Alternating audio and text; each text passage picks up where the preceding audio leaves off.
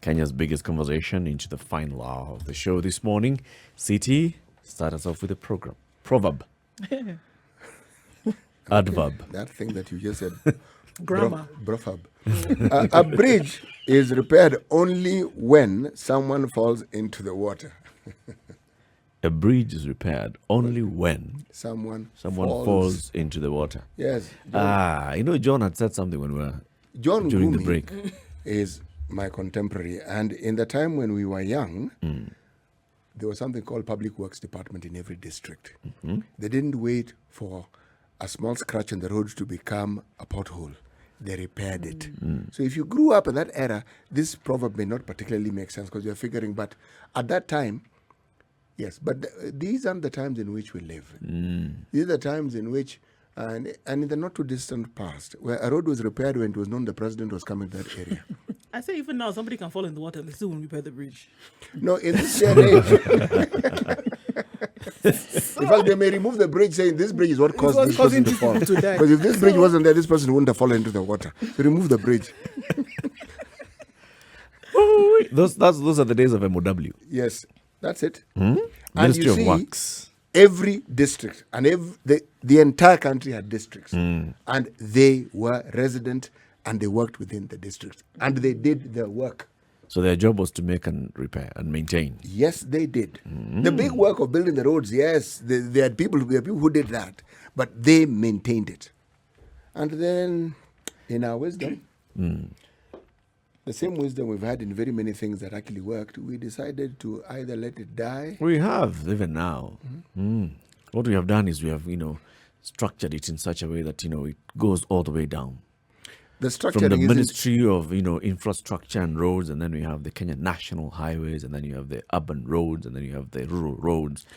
I don't have a problem with that structure. And their job is to monitor, observe, see pothole. There's only one pothole. It's not a big issue. Structure actually when it makes becomes sense. 10 potholes, now you start contracting. Eric, the structure even makes sense if you think about it, because you can't have a certain structure that exists ad infinitum, meaning year in, year out. Change is good. The problem is not even this new structure. It is the other culture that we've developed over time where we bastardize every institution. It doesn't matter how good it is. Somehow the demon of corruption has to come in and it has to make that thing that would have been actually a wonderful thing, a horrible sounding thing. It suddenly becomes a swear word, and yet it was actually a good thing. Here we want to talk about sports, isn't it? Yeah. Okay?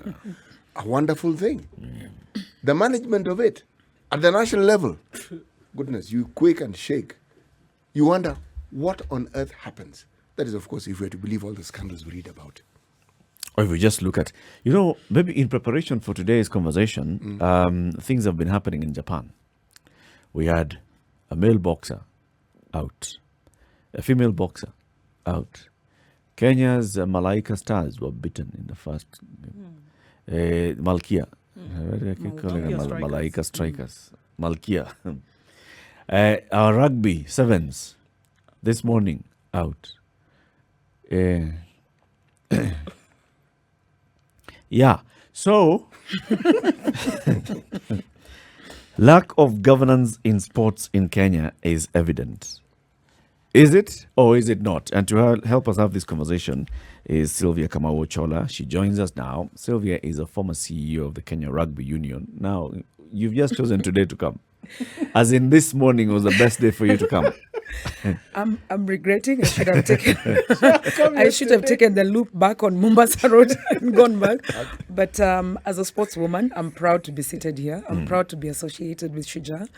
And yes, we will discuss. A lot goes into a sport. A lot goes into that loss that you're seeing Shuja has. So yeah, as we move along, we will discuss. Like and I'm glad what? you've started with that proverb, because for me, it also sheds a lot of light. Some of the things like Muga is saying, corruption, for me, I'd prefer to use a different word, and is allocation of resources. Yes, so misallocation. Thereof. Don't change my words. I say the allocation of resources. Yes.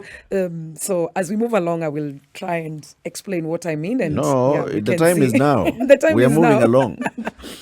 So, like he's saying, when we were growing up, I probably am closer to your age than I am to her. And yes, things used to work. And the structure, as Eric said, is still there.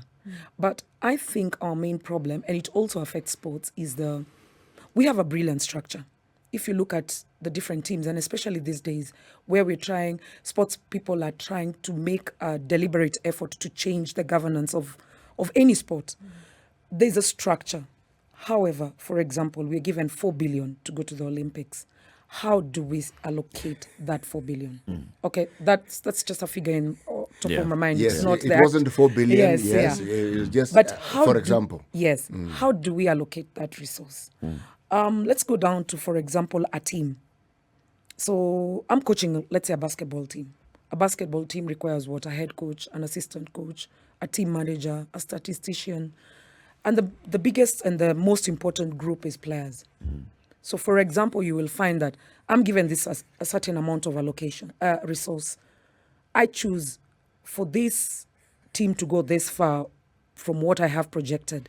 I will use this amount on this amount on this, and this amount of this. And that is where you see that there's always a misunderstanding, aggression about the selection of the people who travel. If you, for example, take the rugby team and tell them that you will not travel with a physiotherapist, they'll kill you. Yeah. If you go to another sport, I don't want to mention sports, they will tell you, we will trade a physiotherapist for a statistician. So I think greatly what affects us is that we are unable to efficiently or adequately allocate resources. So we are under allocating, or are we allocate? In some areas we under allocate, in some areas we do not allocate at all, or we over allocate. For example, you'll come and find the issue of players and allowances has always been what brings all the sports to the limelight. If you talk to an average player, they'll think all the money that comes from sponsors should go to them. And that is their way of looking at it. We are the ones playing, we are the ones training the whole day, we are the ones sweating. If there's blood to give, to shed, it's us. So if the sponsor is bringing 30 million, 20 should be for the players.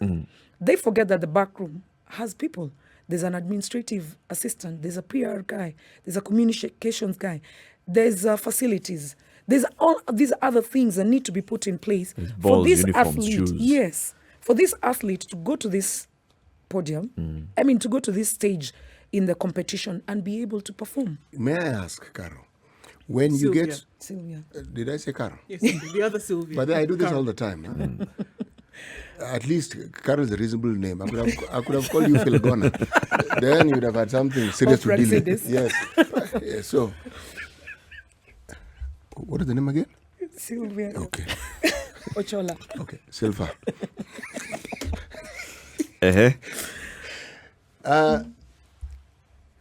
When you get money from your sponsors, I am certain that you detail what you need the money for, even if you are pushing and you're looking for this money. Now, is this communicated to these people who want everything? Are they told, folks, we are going to look for money from Kenya this, United this, International this, and this is what we're looking, and this is how we have structured what we're looking for, because they will give you this for administration, they'll give you this for the players, they'll give you this for equipment that you need. Am I on the right track here, or have I missed it somewhere? Yeah. Yes. Now, for instance, all the relevant people in this setup, are they all informed? Are they all on the same page, or is it that those in charge have the information and they told us, now, the moment details aren't given from what... John Gumi, the gentleman you met here, we had, as we were tapering off the discussion, that's what we're telling him, that, you are explaining things that could have been explained to us by other people a long time ago. Part of the reason why people have a problem with their government is because they don't understand, and the government doesn't understand that they need to communicate. Yes. At least that's the impression you get. Now, sports management and those in charge, do they get this? Do they understand this? And do they do it? Do they communicate? Is it something that everyone involved understands? Does everybody understand the same thing? I'm very glad that you're leading me on this conversation, because you're speaking my mind.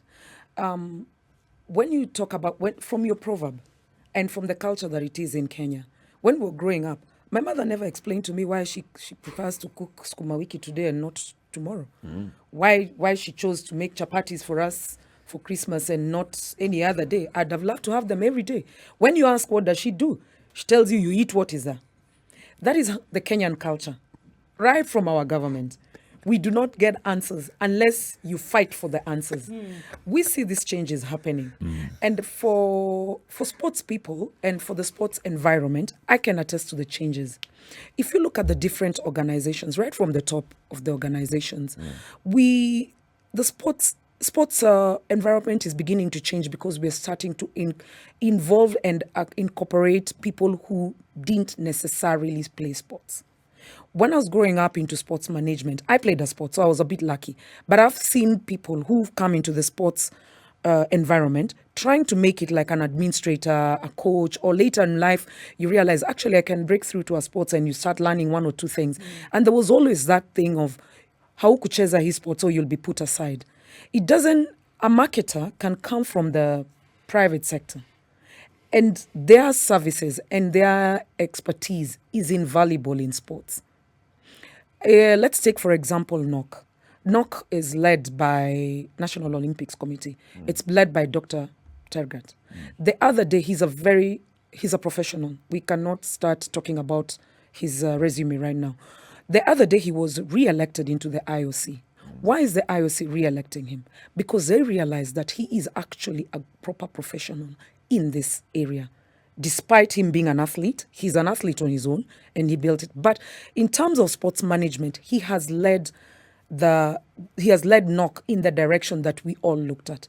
Look at the backdrop of which he took NOC from, where the coaches would be wearing the tracksuits, all the tracksuits, and their people at home, and the players would be walking around in one t-shirt. Look at it these days. Every team going out, even to a small competition, as long as you're representing Kenya, you're well kitted by Kenya. So if you look at, there's something called sports management. We've also, in our academic structure and environment, most universities in Kenya have embraced sports management. When we have universities now picking sports management as an academic angle, it means by the time I'm getting to the sport to become a sports administrator, before I even play a sport, or even if I'm an athlete, I already have the tenets of being you're manager. laughing. You don't believe me. Not that I don't believe you. It's Yes. where my mind went to. Because when I was doing my undergraduate work at Kenyatta, it was at Kenyatta University College then, they offered something akin to sports management. But you know what you used to call it? PE. Yes. Professor Muni Wekesa was among the first people to actually study PE, as we called it then, and proceeded to actually have a PhD in In it. PE. In PE. I was thinking, hey, man, do you really need a PhD to just jump up and down? Jump. You see, and that's the Kati and mentality. blada. That is the mentality that we have led sports with over the years. Yeah. Yes. That's the mentality we have led sports of. My mother doesn't still believe I do sports. She still frowns at me. Last week when we came from Rwanda and she saw me on TV, she called me and told me, "Hey, seen you on TV, you're still on this sports thing." If you had asked her, Meaning, can you get a serious yes, career? can Yes. you get something serious to do? Even when I went to campus and I still went back to the sports, she asked me, "You've gone back to this thing?" So you see, when we change our mentality in where we look at sports, and these days we are having very many courses, short courses, where we teach governance, we teach finance, leadership, and all those things. If you look at, for example, just one last example. If you look at World Rugby, for example, they insist that players must have a certain qualification, that's level 1, of either coaching, refereeing, something technical about the game. The reasoning behind this is to raise the IQ of the player. So that when the calls are being made, it's not the typical You are us. knowledgeable. Unatuonea Rusha wewe. wewe, unatuambia nini. When the other thing that most federations and unions around the world, and especially in Kenya, are embracing is having courses, financial courses, marketing courses, talking about brand for athletes. Because now when we start talking about the brand, the athletes understand my brand as an athlete starts from here, ends here, And the brand of the sport for the union or for the federation starts from here and ends here. And this is where we will have to work together. So that when, let's say Kenya Tourism Board comes and says, we will have our logo on your shirt, you're not saying, okay, now that I'm the one running around with it, I am the one who owns the rights to it. Yeah. So we are all in a space where we are learning, and I think it's a learning curve. And you can How see are improvements. you people addressing this Kenyan culture that you the explanation you gave was perfect? The mother cooking. You see, again, generationally, I'm certain you don't manage your children the same way your mother managed you. You probably talk a lot more. In a certain generation, we were talked to. We were instructed. Yes. You spoke every once in a while. There was space for that. And Sly, just in addition to that, because I look at this, and here we are with this mentality, this attitude, but we are taking this sport to a global scale, on a global level, whereby we are competing against countries who are supporting this same sport from the time a child can walk. Whether we're talking about swimming, whether we're talking, by the time a child is 2 years old, the basketball is in their hand. They're flipping on a mat somewhere. Something is being done. It's being supported at the family unit. It's being supported at the national level. And we're taking this attitude with our athletes and our sportsmen and women and going to compete in Tokyo, for example. How is it supposed to play out? But that athlete has been running since they were young. With the kind of support that Sylvia is talking about when your mother is giving seeing a you on the ball. screen in Kigali asking you what you are doing there. No. You see, and that is where And then I you chose. expect to compete Yes. and surpass expectations. Again, I go back to my main thing. I said allocation of resources. Take, for example, Ministry of Education. They have a sports department, but like you said, they consider it PE. In 2019, we saw the Ministry of Education reduce resources that were meant to go to sports. And one of the things they did, like for the rugby in the nationals, they reduced the number of players. An ideal team in rugby must have, like the sevens, must have 12 players and probably a 13th player. They reduced that to 9. 9. Yes, 9 athletes. So you have 2 reserves only. Yes. One of the excuses, sorry to use the word, but to me was an excuse, was one, too many children are out of school to go and participate in games and they're missing out on class. Secondly, it is the amount of resources or money allocated for sports. It didn't just happen to rugby, it happened to all the sports. So basketball needs 5 people on the field. We usually take 12. They said 8 would be enough for you. Now, if we're doing that at a national level, this is the Ministry of Education. Do you think it is going to, like, for example, what she's saying, is there a basketball available in my estate? Okay, let's not use my estate because there are basketballs there provided by myself. And all the kids come running around. But it is the county government is supposed to make sure that we have fields where kids can play. And in those fields, there's a basketball, there's a soccer ball. When you travel out in Europe and all other places, you find outdoor gyms. Free of charge. And the facilities and equipment are there. But does that happen in Kenya? No.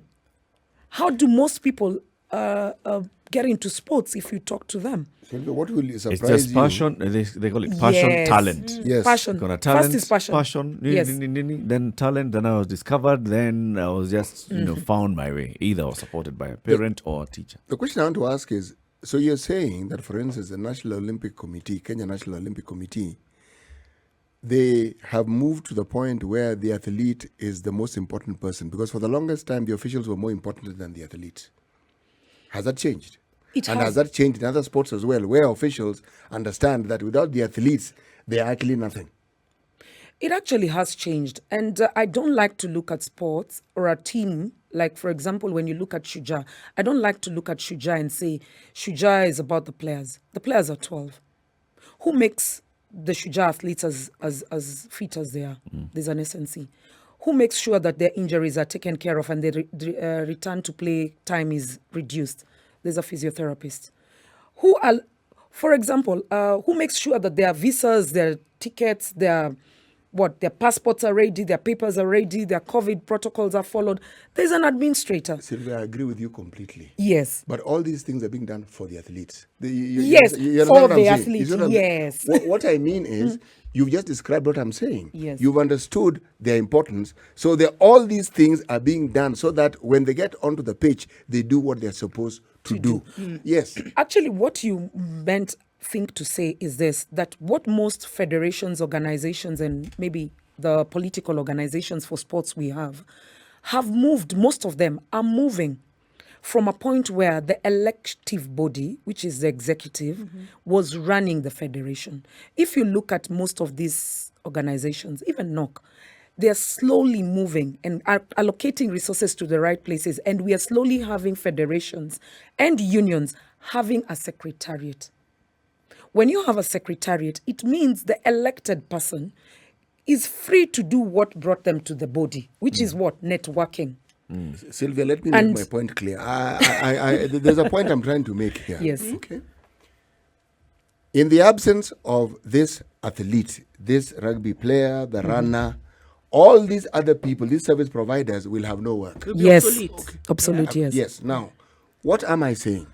Let me leave rugby aside because I have an interest in rugby. Yes. So I'm biased. Okay. Let me look at football. For Okay. example, yes. Now, a lot of money exists within football. The World Federation that run football give us money for developing football. Do you see that organization developing football? We hear of Ligi Dogo, but those are like private organizations. Do you see a government effort or within those structured bodies where there is a structure of, we have a clinic for football for young people, we have a this for... Do we see it? The Ministry of Education competitions that we see being run, those are Ministry of Education competitions. What am I saying? The officials are more important than the athletes. You see the point I'm trying to make? So that I used to ask myself why people fight so hard to be officials in these organizations. It's a business. That's what I realized, that there's a lot of money, and I'm talking about football specifically.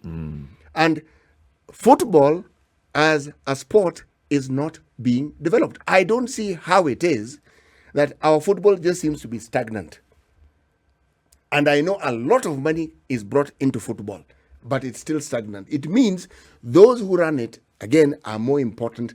The money ends up going predominantly to them, more in my mind, than to the people who made, not paying the player. That's what I'm talking about. The development of the sport and ensuring that it gets to the level that it should get to. So those who are running it don't have the best interest of the sport Zero. at heart. They're in it to make money. That's what has taken them. They talk loudly about the interest they have in the sport, but they don't. The actions, if the actions were there, then we would see the sort of proliferation of players like we see in West Africa.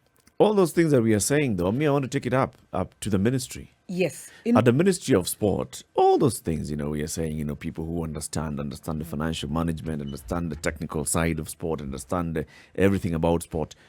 Do we have those people managing the policy of sport at the ministry? That's a tough question, but I think there is a policy of sports, sports policy, because I have read it. And like Muga is saying, there's no better platform to grow the sport than through the government.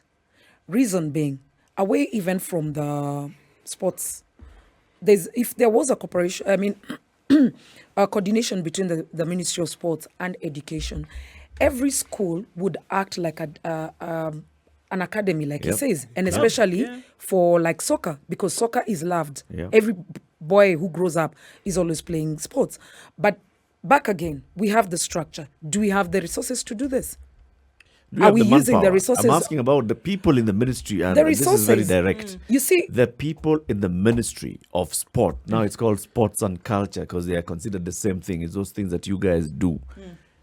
Do we have the right people, Commission of Sports and the rest, people who understand what sports management requires or development of our sports requires?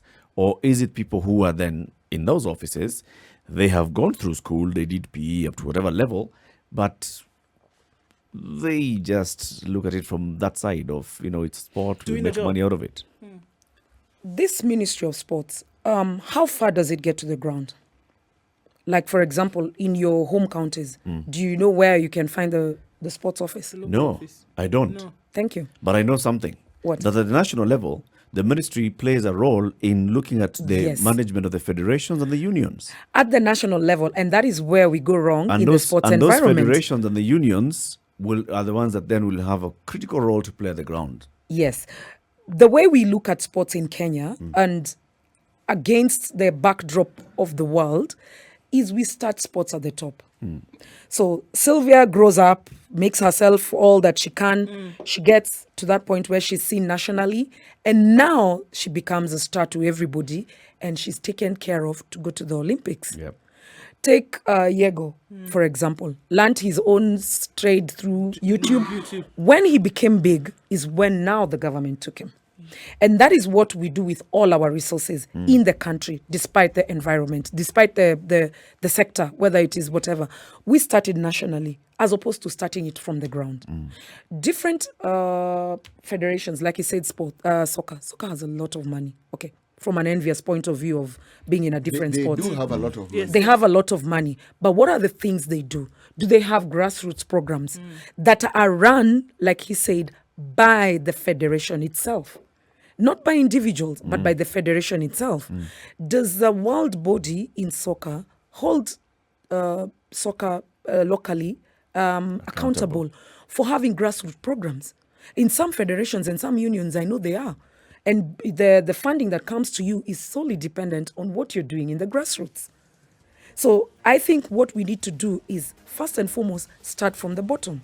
But So who starts come- at the bottom, Sylvia? Both. That's why I'm bringing the government into it. The government has two wings in which they can use efficiently to help sports to get to the top. Ministry of Education, because every school can act like a training center or an academy, Yes. for any sport. There's a time we had a program that was run by UNICEF and Ministry of Education, and every holidays they used to get talented children in whatever sport, and they camp in a particular center. But what happened to that again? The resources were, again, I choose my words, allocated elsewhere. Not where they were supposed to be allocated. And the program died. But that was a very good idea, because what they used to do during the term, they would go around the schools and check out and see, in Nakuru, we have this good girl, we have this one, we have this one. In April holidays, we'll take them to Nairobi, and they'll spend a month in the camp, in the UNICEF camp, training their sport. Not necessarily because they're good, but because you've seen they can nurture, actually you become, can yes, nurture you They want to nurture do it. something. Yes. So they would bring national team coaches who'd share something with them. Such programs can be run by the Ministry of Education. But what is the Ministry of Education doing with sports, or he called them PE? They've decided they're extra curricular. They're supposed to be core curricular, not extra. When you term them extra, when the cook hasn't been paid, what will they do? Take pesa ya soccer, lipa cook, Lipa, you yep, know. yep. And at the end of the day, what happens? This child decides, you know what? Let me go and read physics. Yeah, and sports is actually a career. Yep. It's a profession. And they have a talent that And now they is have talent for subdued. it. yes, because of that. yes, yeah. Sylvia Kamau Ochola. She is a former CEO of the Kenya Rugby Union. Sly was a thorough basketballer, and she understands it very well. That's what Humphrey Slade is saying. Was. Yes. There's a shelf life for every athlete, and I'm past my due date. But Okay. I'm still in basketball. I still coach. I'm an active coach. Currently, I'm the head coach at Equity Bank Ladies. They're the current national champions, and I'm not bragging. And of course not. We came Just back stating the from facts, Rwanda last week, and we won the Afro basketball qualifiers with the ladies national team. They're called the Lionesses. So I'm not really. I just changed what Position. I'm doing You are in still the there. sports. Yes. Very good. Conversation continues with Sylvia Kamau Ochola, a sports lady in very many ways. So you're a former CEO of Kenya Rugby Union, you're in sports management, you're a coach, and all these other things. And we're talking about looking at Kenya's performance at the ongoing Olympics in Japan, where our rugby team, 7 are out. Our ladies basketball team is going to be playing its second match today. But those girls are good, though. Those girls are going to beat, I told you, It'll beat South Korea. South Korea. Okay. Mountain Today? Strikers. Burukenge. 345. Burukenge. You wait and see. The Malkia are solid. They're used to being on the international space, so they're able. And when you look at the players, you have the familiar faces. You can call them veterans who played the international stage. So I think they'll make an impact. Yeah. But looking overall, does what we see in Japan, what we saw in Rio, what we've seen in other Olympics, is it a reflection of our own mismanagement of sports in the country? Is it a lack of understanding of what needs to be done? Is it a refusal to do what needs to be done? Or is it a combination of all those things? I think we put a lot of emphasis on one event, and we tend to judge a team by one event. Olympic is a highlight of everybody's, athlete, anyone in sports.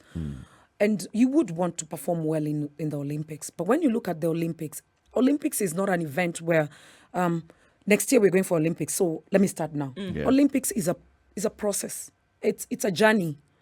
If we want some of this, if you look at some of the big countries that perform well in Olympics, if you look at their athletes, their journey starts from way young. Absolutely. Way young.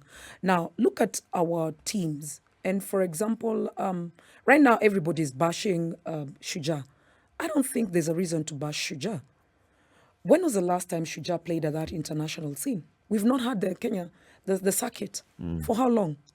From 2019. Those boys have not been on that scene. They've had, what is it called? They've had friendlies. But if you look at the way the friendlies were structured, a friendly is not as structured as a competition. There's a muscle memory for competition. These boys needed to have been in the stage to be playing like that for that long. When you look at, for example, the USA team, what kind of resources do they put behind this? Sure. Some of these teams, like for example in 2018 when we went for the Commonwealth Games in Australia, Gold Coast, some of the teams, and like for example in rugby, like the Australian rugby team had two teams, one participating in the circuit and one purely preparing and to participate in the Commonwealth. Whoa. But aren't we seeing a situation? Aren't we also seeing a situation where these things are being made professional? So yes, the players are training where it could seem as if it's something that they do in their spare time, but it actually is not. The way you wake up and go to work, thank you, in a corporate job, is the way these players are waking up and they're training most of the day, and they're being paid by their governments and supported clubs to do this job. So it's your job. What do you do for a living? I'm a rugby player. That's what I do. I'm a basketball player. But that's what we see, that it has been professionalized so that your needs are then taken care of by the job that you do.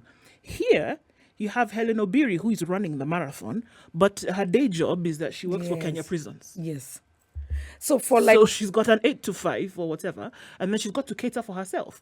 Get a coach here, do this, because she sees she has a talent. She'll do it. I remember, like we said, the Olympics is a journey. So we had prepared for Olympics last year. The kind of preparation that maybe the US team was doing then in 2019 did not stop necessarily because of COVID. If you look at some of our some of our economies, we were almost shut down. So if the full economy was shut down in Kenya because of COVID protocols, what happened to sports? We went back to our couches. Yeah. This is an athlete who's been performing at this level and has gone suddenly, and for like 3, 4, 5 months, Not they're moving. sitting. It's even longer than that. Yes, they're idling. Gyms Now, closed, everything. I cannot blame the Ministry of Sports in this preparation. They have done their best. They actually had bubble centers. The biggest bubble center they had was Kasarani. But Kasarani could not take care of all those athletes. So they were going in what are they called? In schedules. Like the rugby team goes for 21 days in camp, breaks, allows Malkia to come, breaks, like that. Do you think all the other bigger economies were doing the same thing? Of course not. They were not doing that. So I think we've done well. We should have performed better because we've seen Shuja perform in the international stage and do wonders. Yeah, but I think this is as a result of what we've just been going through. Sport, what you see, the gold medal is not a result of today I wake up and I'm like, I'll run very hard and I'll be fitter and tomorrow I'll have the gold. No, it's a process. Which is it's why a process. I'm like a dog with a bone with this particular issue. The ministry at the top level, if our political leadership and our national leadership does not consider sport an important thing, sport is that thing that you keep people busy with. Sport is that thing that you engage the youth with. During political campaigns, you come up with a small tournament here so that the youth can Throw a come couple of t-shirts in the and they'll direction. vote for you. If that is reflected in the Ministry of Sport, where conversation about how can we revamp the Moi Sports Center, Kasarani, how can we make sure that that sports center is actually a center of excellence, and then we have other centers around the country where a campaign promise such as Stadia can just pass. And they let it pass because, well, it's not a big deal. Nobody was really listening. That's the issue. It's But- at the national level. Eric, and you're very right in this. And the sports policy has, it's detailed, it has all those things. What our national government is not doing is taking that policy and implementing it to the last letter. Because, for example, it's not enough for the government to build for us stadiums. They built a stadium in Kisumu. Is it available to you and I? No. Is it available to the little girl who wants to play for the Harambee Starlets in 10 years? No, it's not. That girl will see that stadium probably out of the country when she now gets to take the plane and out of the country. Yeah. So where are we going wrong in that? One handshake stadium doesn't solve the problem. No. Thank you. Not really. What it does, it shows you what could have been done with other counties, and we appreciate that. However, what Eric is saying, that particular bone he's stuck with, I'm going to have to share it with him. Because government has policy, government has ministry. Yes, Eric's not mentioning government, he's saying ministry. ministry. And I'm back again with ministry. Because at whatever levels, if you're talking about schools, Ministry of Education, you're talking about sports organizations, these people do their bit. But there's a bit that now the bigger umbrella body takes it up. The reason why athletics works, it's not a team sport. It's not a team sport, It's not a yes. sport. Everybody has Yes. their trainer. Their If you've ever been to Nandi County, I'm speaking about Nandi County specifically, and seen how these people train, my goodness, you don't just win that thing easily. Morning, lunchtime, evening. But even that CT is not coordinated by the ministry. It's individuals who have Yes, realized they have a talent. yes, that's the point. And they're insisting And the on pa- saying, and the "I private will sector do whatever And the and private has sector. supported them. Yes. Exactly. Yes. But here you are and you have this massive talent that is recognized the world over, but still not able to harness it. I don't understand. Because why we it do cannot not be want to go done. to the grassroots, like Eric is saying. We do not want to follow it down. The ministry handles sports at a national level.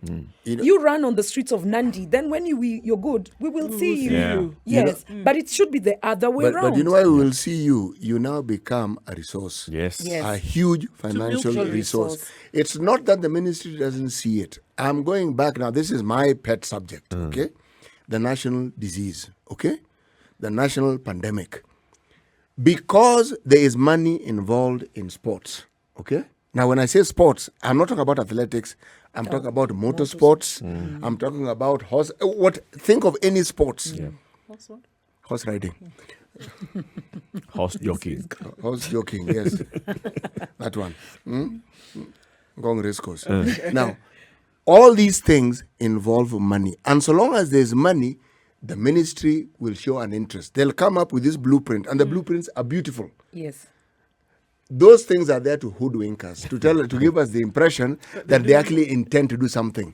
But it's just to show you so that when they explain where the money went to, they use that blueprint to Of explain course. it to you. But in essence, very little of what they say actually gets done. It's not just the government's allocation to the ministry. These sports have those international bodies contributing huge sums. They do. It's true. Why have I brought motorsports into it? The reason why it's such a big hoo-ha is not just that people getting into their cars and racing around. No. Sponsorship, money involved. Yep. And if you look at our legislation right now, money spent in sports up to a certain level with this new finance bill is tax deductible. So you'll see organizations X, Y, Z being involved in sports. Those are people who've understood.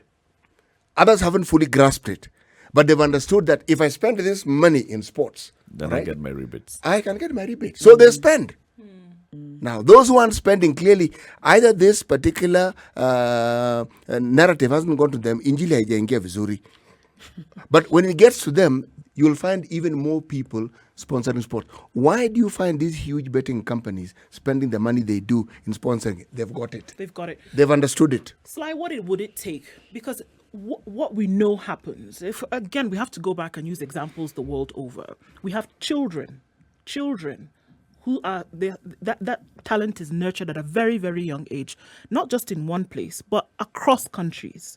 You have countries who are put on the world map because somebody from there did some fantastic thing in a sport and the country came to be known as a result of it. What needs to happen in Kenya, and what would you visualize that needs to happen here for that to become a reality? For children across, you might find that we saw the example of a young boy the other day who runs to school behind athletes. Yes. And then they say, actually, you know what? Something can be done to nurture this kind of talent, which is clearly evident. What needs to, aside from the allocation of resources, what needs to happen to say, can this be a culture that can then be nurtured? First and foremost, I think you've answered the question. We should make sports a culture amongst us.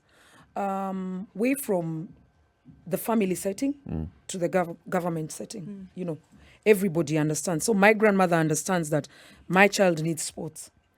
Secondly, we need to get grassroots programs, both run by corporates, private or government, so that a child, as I am growing up, the way I'm exposed to being a doctor, to being a pilot, to being this, I am also exposed to the fact that I can actually be a professional athlete.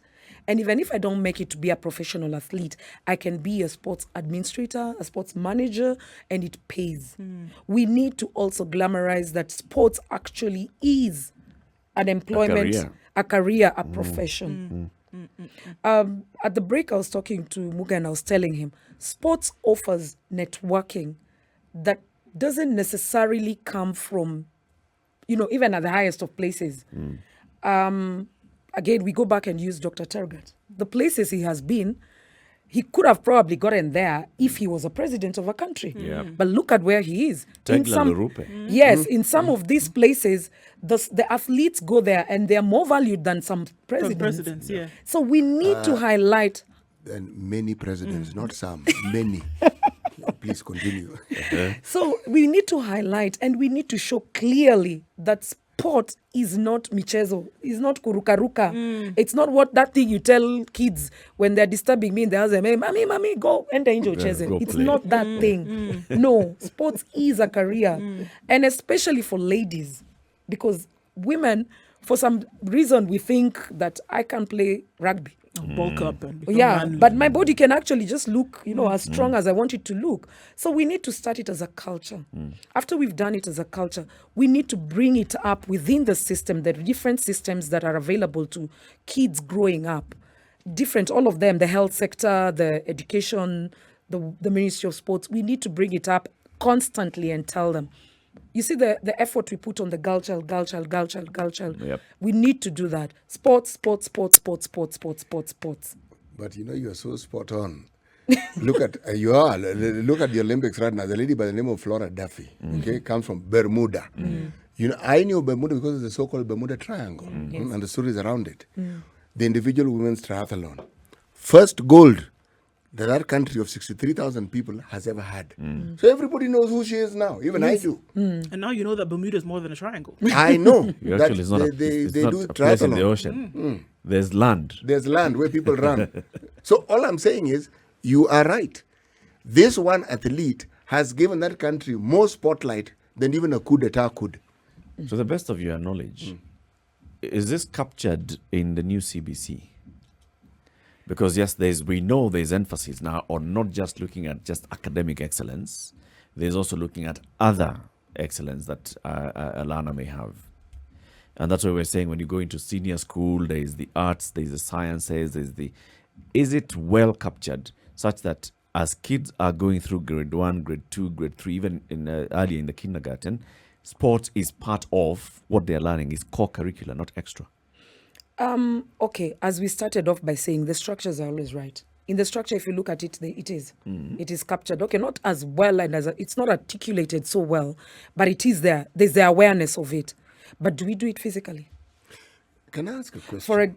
Please go ahead. No, you go ahead. So I'll give it, the CBC is for all students, all children in the country. Yeah. Some of these schools don't have classes and they study under trees.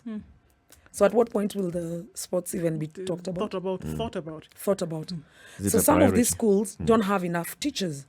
At what point are they going to come and get Sylvia from Nairobi to go and talk to the girls in whichever primary school and tell them this is how sports management, Yep. it's not going to be, the resources are not going to be allocated there.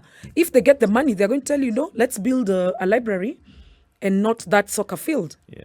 What will happen in the CB, it is captured, but the situation on the ground is that soccer will be played at break time by those kids now because they don't have anything else to do at break time. There's no food to carry.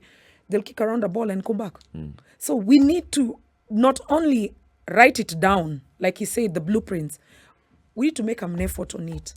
So that is where, like, for example, I know that there's some federations and unions that actually go to the grassroots and do those programs for their different sports to introduce the sports in the grassroots. And they don't do it in the big cities or like Nairobi. Okay, they do it to a certain level, but not. They'll go down to like, for example, most, I think, players come from the western side of Kenya. So you'll find that there's some organizations will also shift from that side to this other side of the country because we can't get a Kikuyu like me who's good at sports. So they actually go to the grassroots and they have programs they run during holidays. But is that enough? Yeah. Is that enough? And how much time is it going to take before my resources, I think my resources are getting depleted and I'm not getting a return. Yeah, there's no replacement. And at the grassroots, there's not so much return. Yeah. That is why everybody's waiting for the cake at the top here. Because now there's icing. Everybody wants the icing. Nobody wants to come and break the eggs and start doing it. There's something that bothers me and has been bothering me about this new system. I look at the demands of the curriculum and I ask the question, one teacher per class, is that really going to cut it? Some of these schools that you see doing well, they have a teacher and an assistant. And then the students are not more than 20, just so that you understand. Yes. So all these things you want of the child, you are able to do because you have the resources. The resource here being the human resource. Yeah. Okay. Most government schools do not have 20 students per class, 50 onwards. Okay. Yeah. One teacher. Teacher. Not going to happen. It's not going to happen. It'll take us a long while. I'm speaking as a former teacher and I'm saying the demands that are required of that system requires more than one teacher per class. And then that one teacher will be strained of time to Yes. cover everything. What Yes. do? 4:30 to 6 p.m. is supposed to be games time. What do? They Prep extend. time. Extend. Extend. Tuition, extra. Yeah, they do extra things. So I'm seated here and I'm thinking, okay, do I need to pass my exams or do I need to go and kick a ball? Pass my exams. Pass my exams because my mom is waiting for me at home with a rungu. If I don't pass my exams and I've come home with a medal in soccer, there's a problem. Nilikutuma shule So kucheza. nilikutuma shule kucheza. So there needs to be a cultural change in the way we look at sports.